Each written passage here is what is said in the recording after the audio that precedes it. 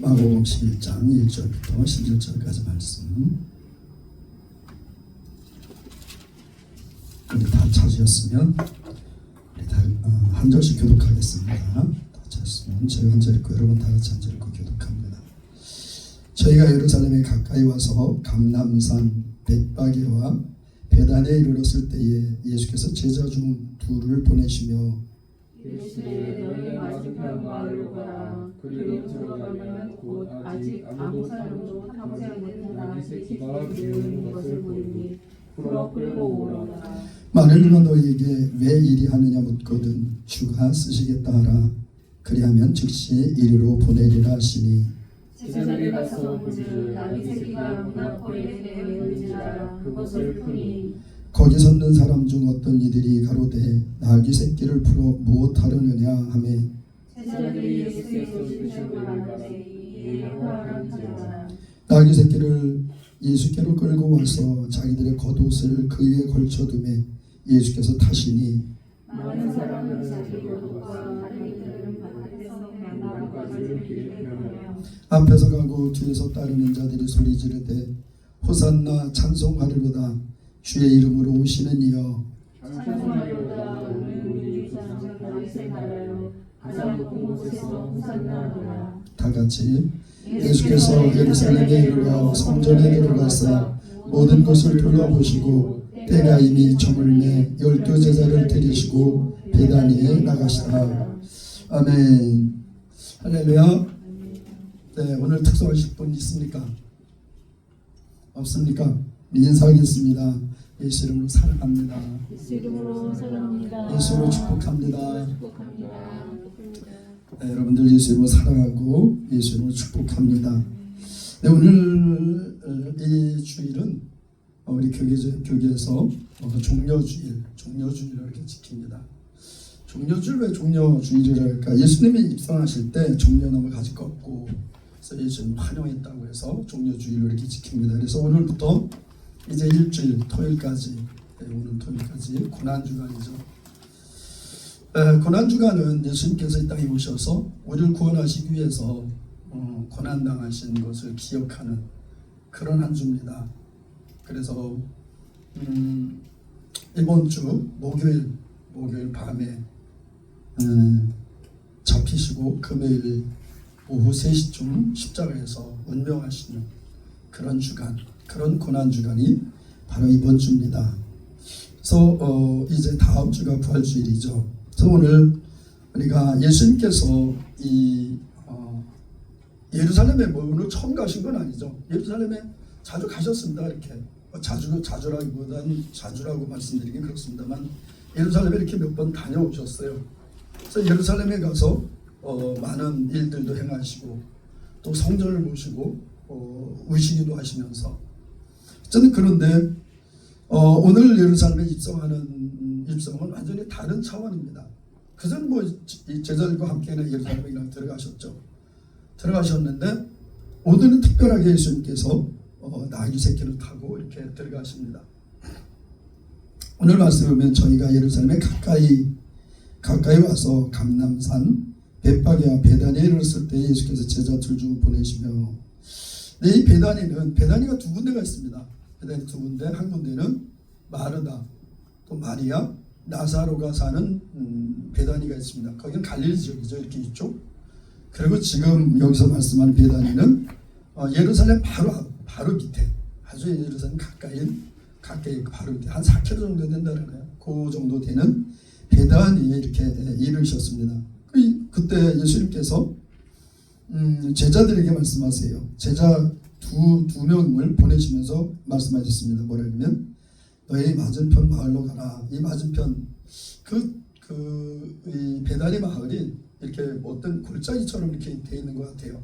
그러니까 맞은편 마을로 가라면 저 건너 마을로 가서 거기 가면 아직 아무도 타보지 않은 나귀 새끼. 이 당시에 교통수단이 나귀였으니까요. 나귀를 타고 다녔습니다. 이 당시에는 많은 그 군인들 이렇게 힘 있는 사람들은 말을 타고 다녔지만 이렇게 이제 그 정도 되지 않고 일반인들은 이렇게 작은 나귀를 타고 다녔는데 그 아무도 타지 않은 나귀. 아무도 타보지 않은 낙입니다. 새로 이제 처음 타는 낙이, 그 낙이 새끼가 있으니까 그것을 풀어갖고 끌고 와라. 제자 2명을 보내시는 거예요.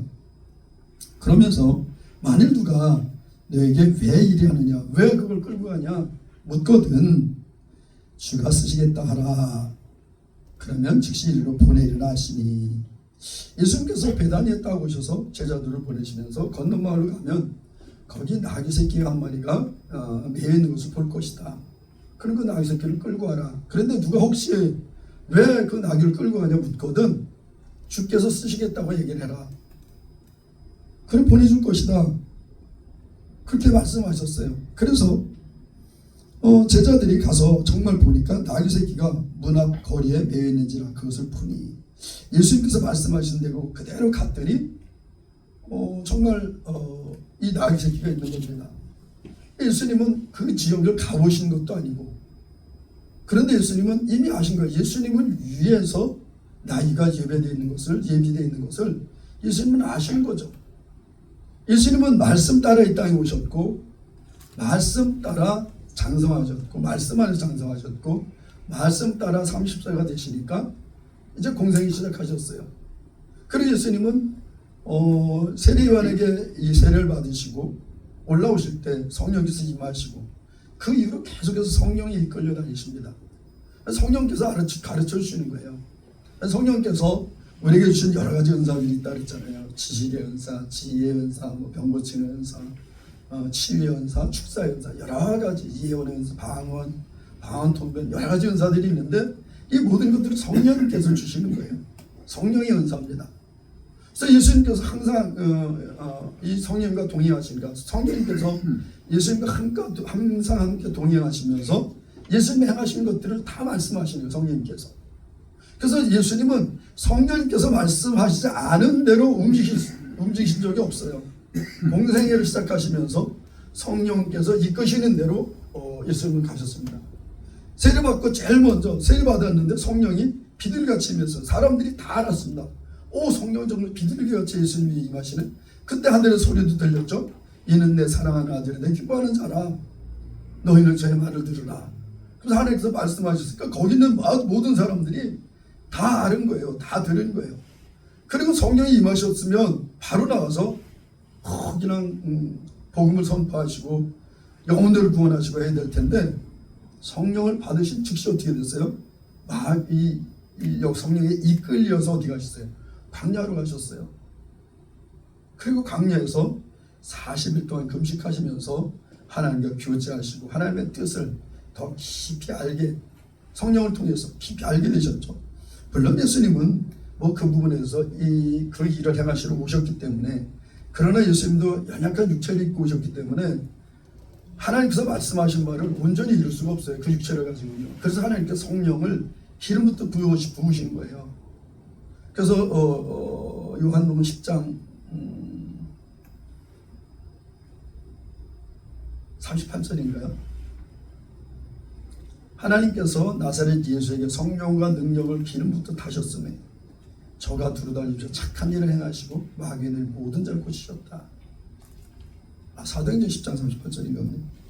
그래서 예수님께서 성령과 능력을 기름부터 부어주셔서 그 성령이 이끌려서 다니시면서 병도 고치시고 마귀 들린 자들을 자유케 하시고 또 착한 일, 복음도 증거하시고 그 일을 행하셨다는 겁니다. 그래서 예수님께서는 아신 거예요. 당신을 위해서 나귀 새끼가 건너마을에 예비되어 있을 것을. 그러니까 예수님께서 바로 그냥 제자들에게 보내셔서 가서 나귀 새끼 끌고 와라. 그러면 예수님은 왜 나귀 새끼를 끌고 오라 하셨을까요? 그냥 가시면 되지. 예루살렘에 들어가셨는데 지금까지도 오시면 그냥 들어가셨는데 왜 이번엔 특별하게 거기 건너마을에 가서 나귀를 끌고 오라고 그러셨을까요?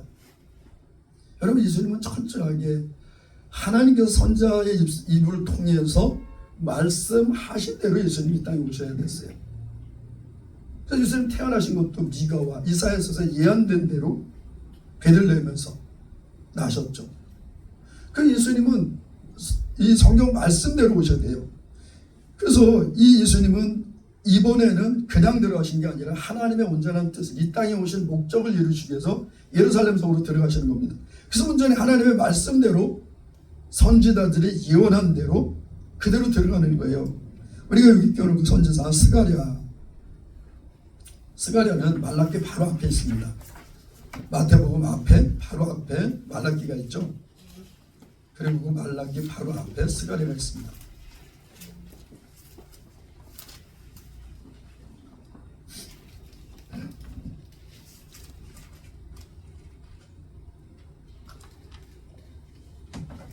마태복음 전에 맨 마지막에 소선에서 마지막이 있죠.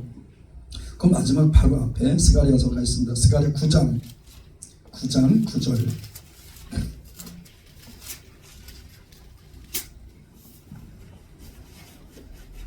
스가랴서 9장 9절 같이 한번 읽겠습니다. 다 같이 있습니다. 시작. 시온에 따라 크게 기뻐할지어다. 예루살렘에 따라 즐거이 부를지어다.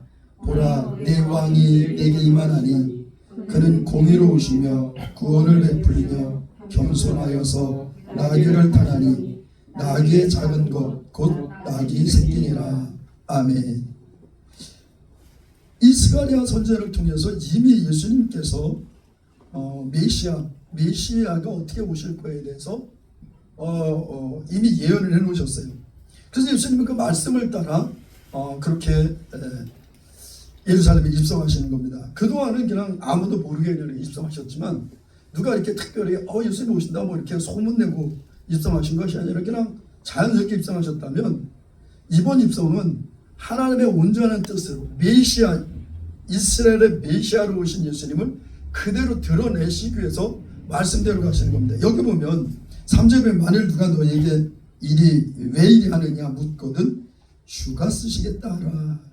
이 주, 여기서 주는 구약에서는 대부분 여호와 하나님, 야훼 하나님을 부를 때 그 이름이 거룩하기 때문에 이름을 직접 부르지 못했어요. 그래서 아도나이 그랬습니다. 아도나이, 나의 주인이시여. 그래서 주인의 호칭으로 불렀는데 여기서 주는 헬라어 퀴리오스, 그러니까 구약의 시브리어의 아도나이와 같은 의미예요. 그런 의미로서 헬라어 퀴리오스라는 유일하게 이 많은 부분 이 신약의 많은 부분 주가 나오지만 이 주 여기서 쓴 주는 이 구약에 썼던 아도나이와 동일한 의미의 주라는 거예요. 그래서 이들이 주를 왜 부르냐? 하나님을 부를 때 주라고 부른 거예요. 아도나이라고. 야훼 하나님을 부를 때 아도나이를 부른 거예요.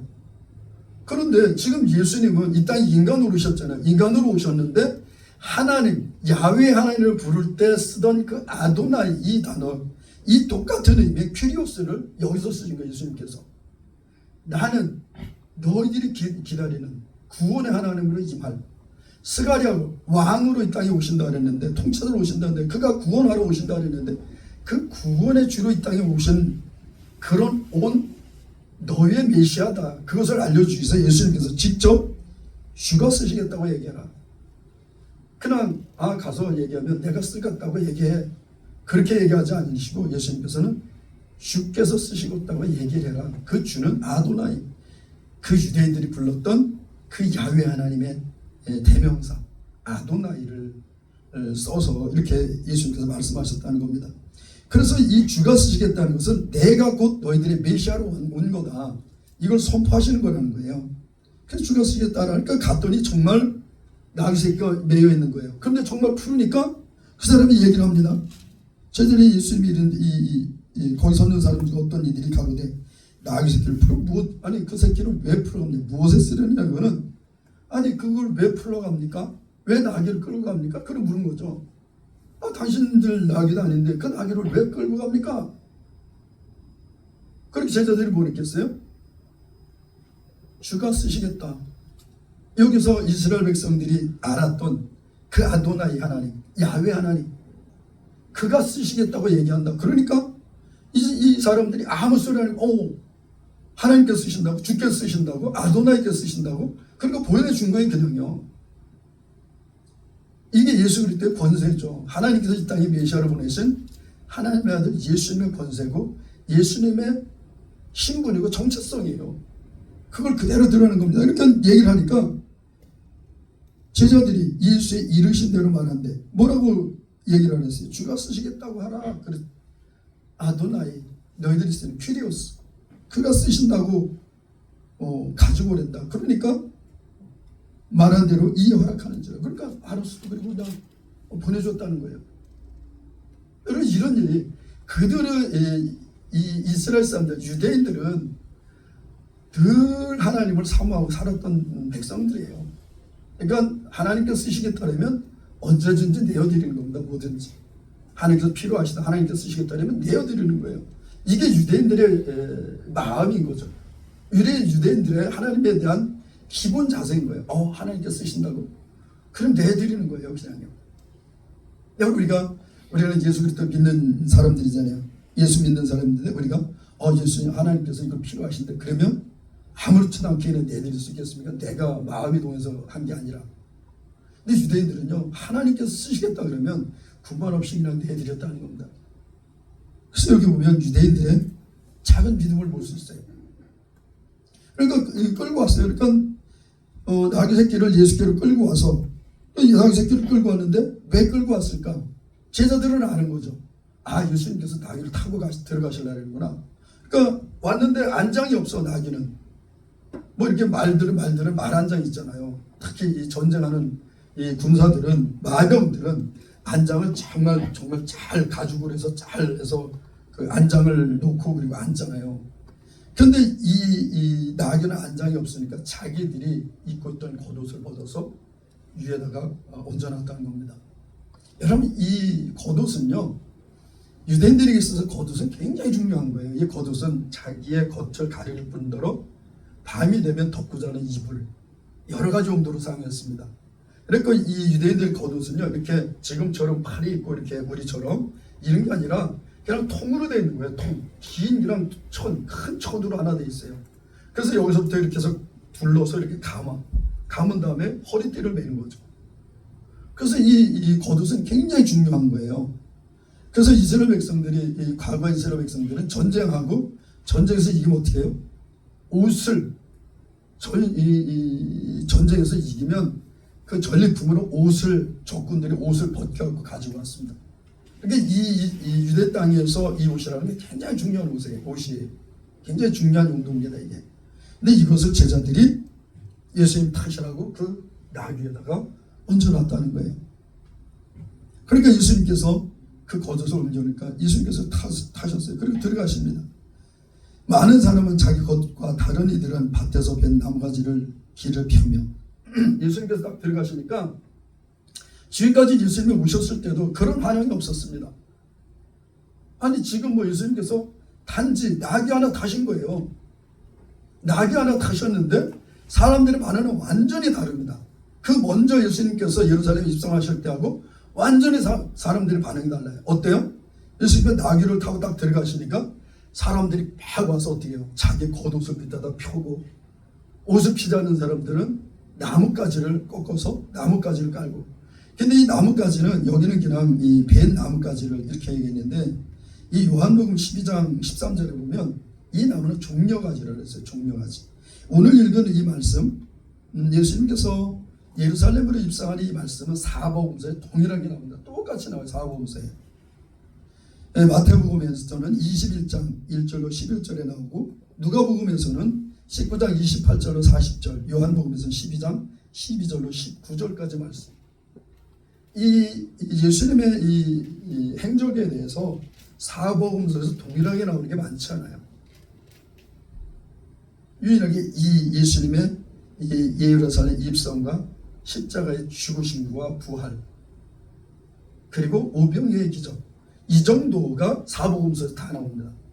그리고 나머지들은 조금 달라요. 복음서마다 어떤 부분에 들어있고 어떤 부분에 빠져있고. 그런데 예수님께서 예루살렘에 입성하는 이 부분은 사복음서에 동일하게 나옵니다. 예수님 십자가의 죽으심과 같이 동일하게, 예수님의 부활하심과 같이 동일하게 이것이 나오는 거예요. 그래서 이 많은 사람들이 예수님의 오심을, 과거에도 이렇게 들어오실 때는 그냥 들어왔는지 안 왔는지, 물론 사람들이 소문도 냈죠. 예수께서 오신다 그러면 병자들이 그 고친다는 소문 듣고 막 몰려나서 예수님을 맞이하게 했습니다. 그런데 이렇게 정말 대대적인 반영을 하는 건 처음이죠. 예수님께서 이제 이 땅에 오신 하나님의 뜻, 당신께서 이 땅에 오신 뜻을 온전히 이루시기 위해서 이스라엘 왕으로 들어가시니까 이스라엘 백성들이 다 나와서 옷을 깔고, 옷 없는 사람들 종려나무 가지를 꺾어 와서 그걸 다 길에다 깐다는 겁니다. 여러분, 우리가 헐리우드 영화, 또 헐리우드나 뭐 이렇게 영화제나 이런 데 보면 배우들이 들어오면 아주 빨간 카펫을 다 깔아주잖아요. 양탄자를 다 깔아주잖아요. 아주 귀한 사람이 온다는 거예요. 아주 귀한 사람들이 오니까 빨간 양탄자를 다 깔아가지고, 그래가지고 그걸 밟고 탁 들어오게 하잖아요. 예수님이 이 땅에 예루살렘에 입성하시니까 이 백성들이 그 귀한 이스라엘의 메시아로, 왕으로 오신 예수님을 맞이하기 위해서 자기 옷들을 벗고 그 다음에 종려가지를 깔고 막 환영하는 겁니다. 그래서 앞에서 막 소리 지르면서 가고, 또 뒤에서 또 막 또 따라오는 거예요. 그래서 막 찬양을 하는 거죠. 소리 지르되 호산나 찬송하리로다 주의 이름으로 오시는 이여, 호산나 찬송하리로다 주의 이름으로 오시는 이여, 찬송하리로다 오는 우리 조상 다윗의 나라에 가장 높은 곳에서 호산나 하더라. 여러분, 가장 높은 곳에서 호산나 하더라. 예수님이 이 땅에 오셨을 때 높은 곳에서는, 하늘에서는 하나님께 영광이, 땅에서는 기뻐심을 입은 자들의 평화로다. 그래서 높은 곳에서 찬양했다 했잖아요. 똑같이 예수님 이 땅에 오실 때 그런 천사들의 찬양과 지금 이스라엘 백성들, 유대인들이 예수를 맞이하는 찬양, 지금 노래하는 것 똑같은 이 말씀이 시편 118편에 있는 말씀입니다. 시편 118편 같이 보겠습니다. 시편 118편 25절 26절.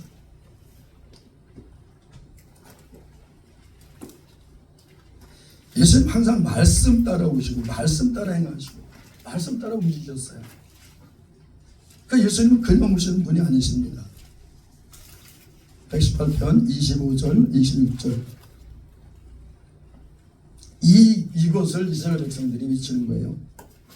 같이 읽습니다. 시편 118편 26절 27절 같이 읽습니다. 시작. 여호와의 이름으로 온 자가 복이 있으며 우리가 여호와의 집에서 너희를 축복하였도다. 여호와는 25절 26절. 여호와여 구원하니 이제 구원하소서. 여호와여 우리가 구원하니 이제 형통하소서. 여호와의 이름으로 온 자가 복이 있으며 우리가 여호와의 집에서 너희를 축복하였구나. 아멘. 여기서 여호와여 구함나니 이제 구원하소서. 이게 호사야예요. 이게 호산나예요. 이게 호산나 뜻입니다. 이게 여호와여 구함나니 이제 구원하소서. 여호와여 이제 구원하소서. 이게 호산나의 뜻이에요. 그런데 이스라엘 백성들 지금 뭐라고 해요? 호산나. 그러면서 이 시편 118편 25절을 지금 기억하면서 예수님을 환영하는 겁니다. 이 호산나 원래 히브리어가 호시아나랬죠. 호시아나. 그것은 주여 이제 우리를 구원하소서, 그런 뜻이라고요. 그래서 이 시편 118편의 25절 여호와여 구하옵나니 이제 구원하소서, 이게 호산나예요. 그래서 호산나, 그거는 여호와 이제 구원하소서. 그런데 이 호산나가 이후에 약간 그 의미가 좀 변형되는데, 그것은 환영하고 축복하고 뭐 이런 환대하는 그런 의미의 말로 바뀌었답니다. 근데 이들이 지금 여기서 호산나 찬송하리로다 주의 이름으로 오시는 이여, 이것은 시편에 말씀하신 대로 이 땅에 메시아가 올 때 그 메시아를 환영한 소리, 주여 이제 우리를 구원하소서. 이스라엘 백성들이 이 당시에 로마의 식민지였고 어쨌든 구속된 상태였잖아요. 그러니까 이들이 정말 예수님이 이 땅에 오신 이 예수님이 오시는 것을 이들이 메시아로 받아들인 거예요. 그러니까 메시아로 이 땅에 오실 왕에 대해서 시편에 기록된 찬양을 이들이 부르는 겁니다. 지금 여호와여 구하옵나니 이제 우리를 구원하소서. 그러면서 예수 그리스도를 환영하는 거죠. 여러분, 오늘 제목이 뭐예요? 찬송하리로다 주의 이름으로 오시는 이여. 네. 이들은 그토록 기다렸던 메시아를 이제 맞이하는 겁니다. 그러니까 얼마나 기쁘겠어요. 그러니까 얼마나 기쁘면 자기 겉옷을 벗어 깔고 종려나무를 가지를 꺾어다 깔고 예수를 환영하겠습니까? 호산나 그러면서 찬송하리로다. 주여 이제 우리를 구원하소서. 찬송한 당신을 찬송합니다. 주의 이름으로 오시는 이요. 여기 앞에 퀴리오스 주가 쓰시겠다. 메시아 주로 왕으로 이 땅에 오시는 주의 이름으로 오시는 이요. 그러면서 좀 환영하는 거죠. 찬송하리로다. 우리 조상 다윗의 나라의 가장 높은 곳에서 호산나 하더라. 주의 이름으로 오시는 이여. 예수님은 우리의 주요 왕으로 이 땅에 오셨습니다. 이스라엘 백성들이 그토록 기다렸다. 정말 간절히 사모하고 기다렸던 그 왕. 그들을 지금까지 어쩌면 이스라엘 BC 722년에 북이스라엘이 망하고 BC 586년에 남유다가 망한 이후에 이들은 주권을 가진 적이 거의 없었어요. 다 이 강대국들의 속국으로 살았습니다. 마카비 혁명으로 인해서 잠깐 주권을 회복한 적이 있었습니다.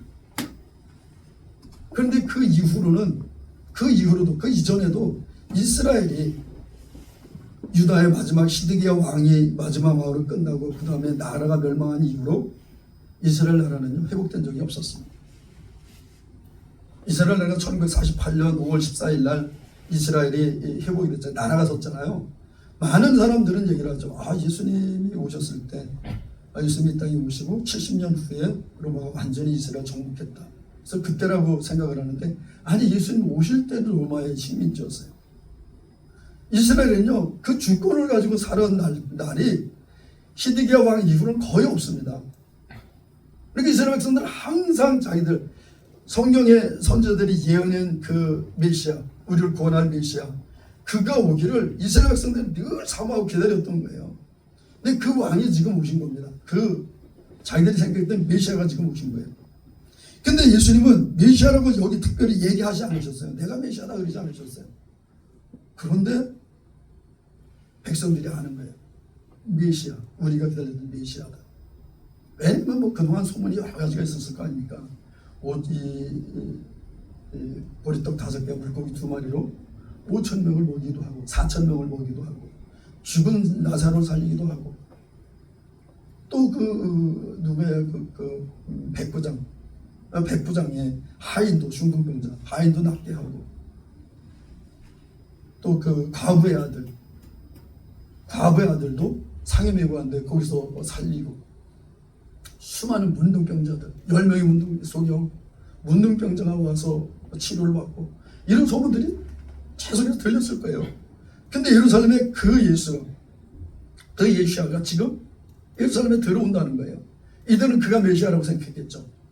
그러니까 다 나와서 예수님을 맞이하는 겁니다. 지금까지 예루살렘 들어올 때는 전혀 그런 왕이 없었어요. 그런데 예수님은 드디어 이제 정말 이 땅에 오신 메시아, 하나님께서 당신을 이 땅에 보내신 그 뜻을 위해서 예루살렘 입성하실 때 이 유대인들, 이스라엘 백성들은 그 메시아를 환영하는 거죠. 찬송하려다 우리 조상 다윗의 나라요. 여러분 이게 누가복음에서 한번 볼까요? 누가복음 19장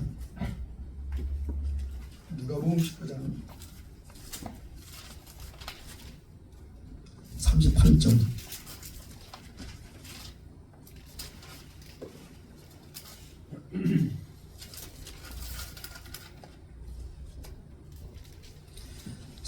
보면 같이 읽습니다. 시작.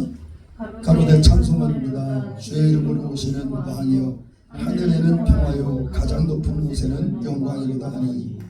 아멘. 여러분 이 말씀이 천사들이 예수님 이 땅에 오셨을 때 천사들이 부르던 찬양이에요. 천사들이 부르던 찬양을 예수님께서 예루살렘에 입성하시는데 이스라엘 백성들이 찬양을 하는 겁니다. 천사들이 불렀던 찬양, 예수님이 이 땅에 오셨을 때 천사들이 불렀던 찬양을 지금 이스라엘 백성들이 예수를 맞이하면서 부르는 거예요. 예수는 완벽한 메시아였고 구원자이셨습니다. 그러니까 이 바리새인들이 얘기하는 겁니다. 선생님, 당신의 제자들을 책망하소서. 아니, 이들을 지금 이 사람을 메시아로 영접하는 거 아니야? 우리가 그토록 기다렸던 메시아라고 인정하는 거 아니야? 그러니까 이 바리새인들이 예수님께 얘기를 하는 거예요. 당신 제자들이 지금 잘못 알고 있습니다. 당신이 메시아라고 알고 있지 않습니까? 저들 야단치세요. 저들 야단치십시오. 그렇게 예수님이 뭐라 하세요? 내가 너에게 뭐라니 만일 이 사람들이 잠잠하면 돌들이 소리 지르기를 하시니라. 예수님 메시아로 오셨는데 그들이 알지 못하면 돌들이 일어나서 소리 진다. 돌들이 일어나서 주님을 찬양할 것이다. 그런데 오늘 마가복음 10장 11장 10절에는 찬송하려다 오는 우리 조상 다윗의 나라요. 그랬어요. 이스라엘 백성들 늘 다윗 왕, 이스라엘 국기도 다윗의 별이잖아요. 이스라엘 국기 가운데 있는 것이 다윗의 별이잖아요. 다윗의 후손으로 오실 메시아. 그 메시아가 다윗의 후손으로 오실 메시아가 이 땅에 오시면 다윗이 세웠던 이스라엘, 그 왕성하고 부강했던 그 나라를 다시 세우실 것을 기대하는 겁니다. 그래서 다윗의 후손 예수요, 다윗의 후손 메시아요, 다윗의 조상 다윗의 나라요, 이렇게 소리치는 거예요. 다윗 왕이 통치했을 때 이스라엘은 아주 공의롭게 다스렸습니다. 억울한 백성들이 없었어요. 왕이 지혜롭고 온전히 주님을 경외하고 그렇기 때문에 태평성대를 이뤘던 그 시대가 바로 다윗 왕이 있었던 그 시대예요. 다윗 왕이 있었던 그 시대는 전쟁에서 진 적이 없습니다. 전쟁하면 이겼어요. 그리고 이스라엘 백성들은 그 다윗 왕을 늘 사모하는 거예요. 그런데 이 다윗의 후손으로 메시아가 오신다고 예언되어 있거든요. 그러니까 여기서 우리 조상 다윗의 나라요, 그 왕성했던 그 태평성대했던 그 나라를 다시 회복하실 왕이요. 그리고 예수님을 맞이하는 거죠. 가장 높은 곳에 속삭이고 가장 높은 곳에 올라가지고 소리쳤다는 겁니다. 여호와여 우리를 이제 구원하소서. 그래서 호산나 호샤나 이러면서 외쳤다는 거죠. 여러분, 예수님이 2000년 전에 이 땅에 오셔서 예루살렘에 들어가실 때 이때는 정말 죽으로 들어가시는 거예요.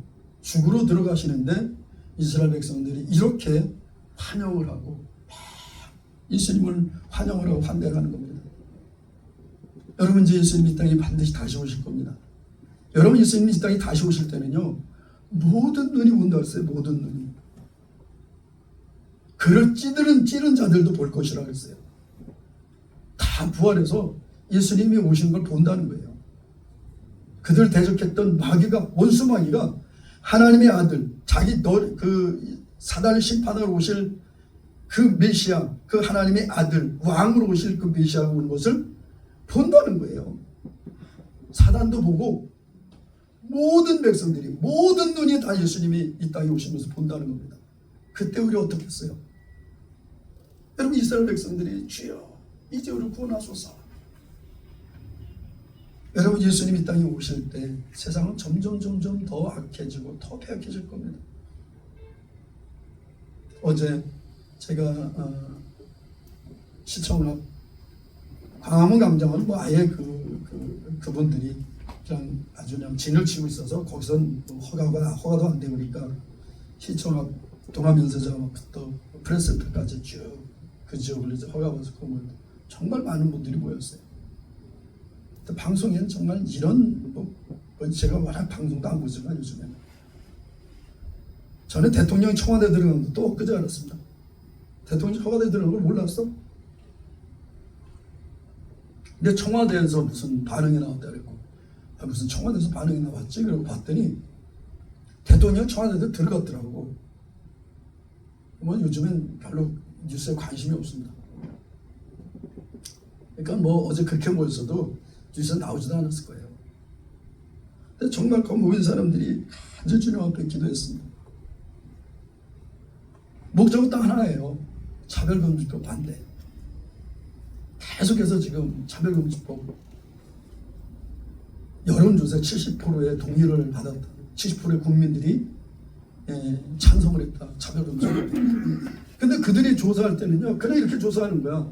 사람들을 차별하는 것을 금지하는 법입니다. 여러분, 사람을 차별하는 게 맞습니까? 모든 사람들은 안 됩니다. 사람 차별하면 안 되죠. 그러니까 차별하면 안 되니까 차별금지법 당연히 돼야 됩니다. 그렇게 조사를 하는 거죠. 여러분, 이 차별금지법은 많은 부분, 저는 오늘 새벽에 기도를 하는데 그런 마음이 들었어요. 거기 핵심은 지금 동성애 인정, 이것을 핵심적으로 놓고 있는데, 오늘 아침에 하나님께서 저희 깨닫게 하신 것은 그들을 후원하는, 그것을 지금 주도하고 차별금지법을 만들려고 하는 그 뒤에 누가 있느냐? 이단들이 있다. 이단들이 자기들 이단이라 그러니까 차별하니까 이단들이 돈을 대는 거야 지금. 오늘 아침에 기도하는데 하나님께서 그걸 깨닫게 하셨어요. 이단들이 준동을 한다 지금. 막 표면적으로는 뭐 이 차별금지법 뭐 하지만 뒤에서 그들이 왜 그렇게 하겠어요? 그들은 모르겠어요 그거. 근데 왜 그렇게? 욕심 때문에 속아서. 정치인은 돈이 있어야 정치를 하거든요. 뒤에서 돈 내주니까. 많은 부분 지금 뭐 여러 가지 문제들이 있는 거 보면 다 돈이잖아요. 이단들이 뒤에서 돈 대고 뭐 통일교에서 돈 대고 뭐 신천지에서 돈 대고 다 그냥 이 이단들이 로비하는 겁니다. 왜? 지금 자기들 이단이라고 얘기하니까 어디 가서 얘기를 잘 못했거든. 물론 요즘에 이단이라 해도 뭐 누가 크게 경계도 하지 않고 뭐 버젓이 대놓고 우리 신천지 이러는데, 그런데도 자꾸 이단이라니까 듣기 싫은 거야. 저는 오늘 전도했는데 성광이하고 건이하고 늦게 들어오는데 하나님의 교회 어떤 그 아주머니가 와가지고 왜 그렇게 얘기를 했냐고 뭐 따지고 그랬다는데 듣기 싫은 거예요. 그러니까 어떻게 해요?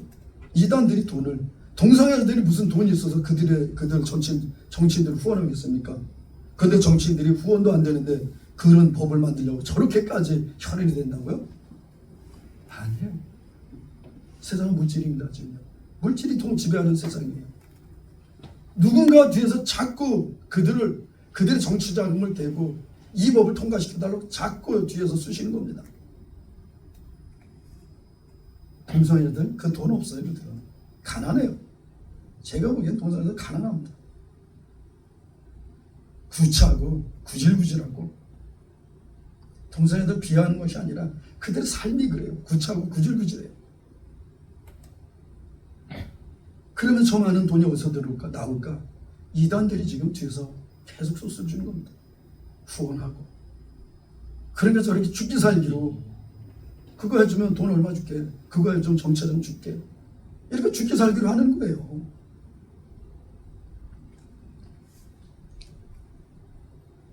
정말 어제 이영희 교수가 그런 얘기를 하더라고요. 이 차별금지법이 정말 제정에서 통과된다. 지금 발의한 법안 내용들이 뭐냐면 차별을 했을 경우에 1차적으로 부과되는 벌금이 3천만 원이래요. 그리고 2년 이하의 징역, 3천 이하의 벌금. 만약에 제가, 여러분, 이 신천지 이단입니다. 여러분, 동성결혼 잘못된 거예요. 얘기를 했잖아요. 누군가가 이제 그렇게 되면 정말 많은 이 뿌락시 같은 그런 신도라고 가장에서 들어온 사람들이 교회마다 들어온다는 거죠. 이제. 왜냐면 가장 취약한 데 교회니까 들어와서 가서 신고해. 그럼 벌금 내고 다음 주에 이거 회개 성명 내고 공식적으로 잘못했다고 인정하고 다시는 그렇게 안 한다고 인정해라. 그 다음 주에 안 해. 그러면 가중시킨답니다. 가중. 지금 그 발의된 법안이 그렇다는 거예요. 내용이. 그래서 1년이면 16억 8천만 원, 2년이면 32억 33억, 5년 되면 4년이면 64억. 그럼 문 닫는다는 거예요. 교회들 다 문 닫아요. 가만히 유지될 기회가 없다는 겁니다. 그리고 목사님들은 그거 못 내면 어떻게 돼요? 감옥 가야 되겠지 다. 여러분, 원래 그 벌금을 못 내면 그게 다 없어질 때까지 가서 몸으로 때우는 거예요. 내가 일단 10만 원을 치면 100만 원 벌금이 부과되는데 100만 원을 못 갚았다 그러면 내가 가서 열흘 동안 감옥살을 해야 돼요. 그래야 그게 몸으로 때우는 겁니다. 목사님들이 64억 있는 목사님들이 있을까요? 아니 1년 16억 있는 목사님들이 있을까요? 1,100만도 없어서 쩔쩔매는데 16억 있는 목사님들 어디 있겠습니까? 그럼 어떻게 돼요?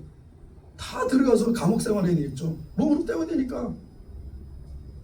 그럼 교회는 없어지는 겁니다. 결국 뭐예요? 사단은 이런 법들을 통해 사단은 교회를 핍박하는 거예요. 교회는 그때 보면 그게 몸입니다. 예수님께서 이렇게 들어오셔서 십자가에 죽으시고 그리고 그 피값으로 뭘 사셨어요? 교회를 세우셨어요. 그 피가. 그런데 이 피로 사신 이 교회들을 마귀는 철저하게 짓밟으려고. 왜? 하나님께서 너는 예수님께 말씀하셨거든. 너는 네 원수가 발등상까지 내 우편에 앉았으라. 예수님이 결국은 이 땅에 오실 때 교회에 함께 일하실 거예요. 그에게 강력한 능력 보여줄 겁니다. 마귀의 원세를 밟은 능력. 왜? 만왕의 왕이신 예수 그리스도의 몸이거든요. 교회가. 마귀는 철저하게 교회를 핍박하고 교회를 없애려고 가진 지혜와 가진 능력을 동원할 겁니다.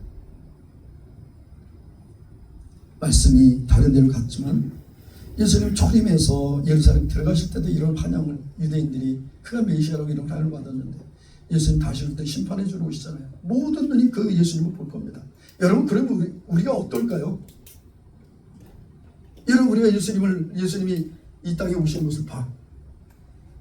여러분 어떠실 것 같아요? 아유 그냥 뭐 오시나 보다. 그럴까요? 전정말 예수님이 이 땅에 오실 때 마태복음에 어떻게 했어요? 천사들을 모든 만국에 보내서 구원 운전자를 부르신다고 했어요. 천사들이. 예수님이 이 땅에 오실 때 천사들을 만국에 보내서 구원 운전자 다 부르신다는 거예요. 그럼 그 이름 듣는 자들은 그냥 예수님이 승천하실 때 저는 그냥 갈 겁니다. 그냥. 진짜 그게 비과학적이고 참 논리적이지도 않고. 여러분 말씀은요 논리적이지 않습니다. 하나님의 말씀으로 천지를 창조하셨어요. 그 말씀으로 부르시는 거예요.